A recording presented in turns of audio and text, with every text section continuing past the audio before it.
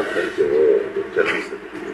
पर उसमें I don't know police station के अंदर कोई था, देखा कि उसका बहुत बुरा हाल था, बहुत बुरा हाल था। तो आज आप उससे कोई एप्लीकेशन लगा रहे हैं इस हवाले से कि बेल लगाऊंगा, बेल लगा रहे हैं? हाँ बेल लगाऊंगा, क्योंकि ऐसे हालात में ना इंसान को याद नहीं रहता, उसका मेंटल केमिकल इम्बैलेंस जो है ना वो आउट हो गया। किसी भी अगर इंसान को हो जाए उसको याद कुछ नहीं रहता, ना उसे पता होता है, ना उसे ये पता है उसने एक्सीडेंट किया, ना उसे ये पता उसने गाड़ी चलाई।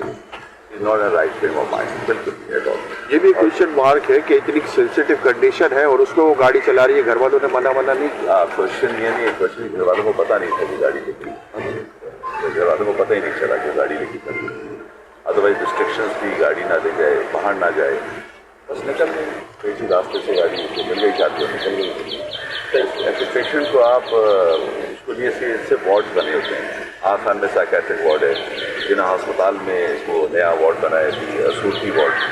तो ऐसे और कभी आप विजिट कीजिएगा, उसके अंदर वो लॉक्ड होता है, उसमें गार्डेड होता है कि पेशेंट बाहर नहीं जा सकते। तो आमिर भाई वहाँ एडमिट नहीं करा सकते थे? घर से बेहतर नहीं था वहाँ पे एडमिट होती? वो पिछले 5 साल से इस बीमारी से मुब्तला है और आगा खान हॉस्पिटल में उसका इलाज चल रहा था 5 साल से। डॉक्टर्स क्या करते हैं, रिकमेंड करते हैं मेडिकेशन पे रखते हैं, लेकिन जब तक कोशिश ये करते हैं कि अगर वो आइसोलेट घर पे रहे, जब ये कंडीशन हो जाए तो उसको एडमिट कर देना चाहिए। लेकिन ये कंडीशन तो पता ही नहीं ना कि कंडीशन कैसी हो गई, वो इतनी वायलेंट नहीं थी कर तक।